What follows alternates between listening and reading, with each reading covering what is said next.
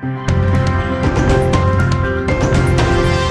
देख रहे हैं SDN न्यूज, मुद्दे की बात आपके साथ।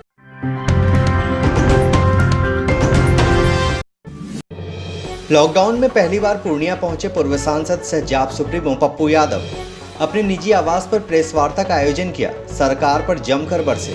71 दिनों के लॉकडाउन में सरकार को विफल बताते हुए हर एक पहलू पर घेरा। प्रधानमंत्री के हर एक फैसले को असफल बताया है। लॉकडाउन में नेताओं पर सवाल उठाते हुए कहा कि कहां थे ये लोग, पॉर्न देख रहे थे या फिर मसाज करवा रहे थे। अकेले पप्पू यादव लोगों के लिए खड़ा मदद कर रहा था। सुनिए प्रेस वार्ता के मुख्य अंश। बिहार सरकार से कि उनके डिप्टी सीएम और उनके एक मंत्री ने 3 दिनों से लगातार यह बयान दे रहा है कि 20 लाख करोड़ में 65,000 करोड़ रुपया बिहार को दिया गया।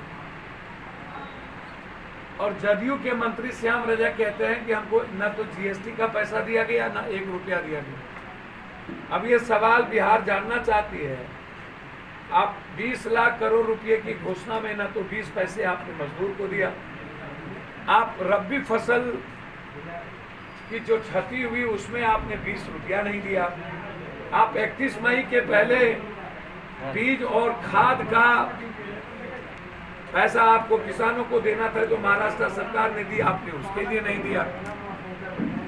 आप लगभग मिनिमम 7,000 रुपया डिमांड था पप्पू यादव का और बिहार के विपक्ष और सभी अर्थशास्त्रियों का कि आप 7,000 मिनिमम, ऊपर 12,000 रुपया आप इस हिंदुस्तान के मिडिल क्लास और 12 करोड़ जो लड़के बेरोजगार हो चुके हैं और जो अप्रवासी मजदूर हैं उसके अकाउंट में डालिए, ताकि इकोनॉमिकल परचेजिंग पावर उसका डेवलप करे और वो ग्रोथ कर सके। आपने उसमें नहीं दिया। आप 3 महीना का राशन की डिमांड थी कि आप कीट के द्वारा आप इस हिंदुस्तान के 5 करोड़ 62 लाख जो प्रवासी मजदूर है, मजदूर तो 7 करोड़ 82 लाख है, उस प्रवासी मजदूरों को 3 महीने का किट दीजिए, आप उस पर नहीं दिए। मनरेगा का डिमांड था कि 100 दिन का मनरेगा हटा करके आप 300 दिन करिए और मनरेगा को आप 30 कम से कम 300 रुपया आप डेवलप करिए और एडवांस आप 3 महीने का आप मनरेगा का दीजिए। मतलब 9,000 रुपया मंथली के दर से 27,000 रुपया मजदूरों को एडवांस दीजिए और बाद में आप उसको काट लीजिए। आपने वो नहीं किया। तो यह दिग्भ्रमित किसको कर रहे हैं? आपका कोई पैकेज, आपने कहा बिजली को हमने 50,000 करोड़ रुपया दी, तो पप्पू यादव का सवाल है उसमें कंज्यूमर को क्या मिला?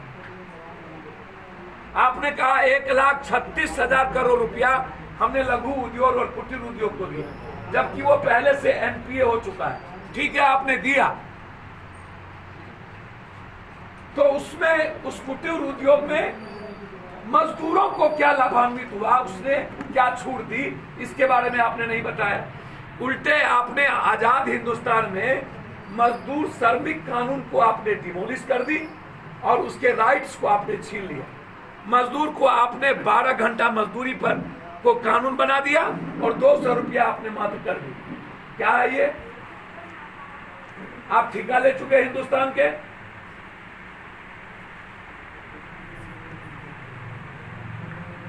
डेमोक्रेसी को समाप्त करने की पूरी नया तरीका है social distance and corona virus. Hindustan में इंस्पेक्टर राज कायम हो गया। प्रधानमंत्री 2 बार महादेव बन के आए और जब ये नोटबंदी नहीं थी प्रधानमंत्री और जीएसटी, आप 2 बार भोला बाबा बन के आए, ताली बजवाए, घंटी बजवा लिए, दीप जलवा लिए, पटाखा फोड़वा लिए। जिस वक्त 500 मात्र पॉजिटिव केस था, 29 जनवरी को एक पॉजिटिव केस मिला हिंदुस्तान में, वो मिला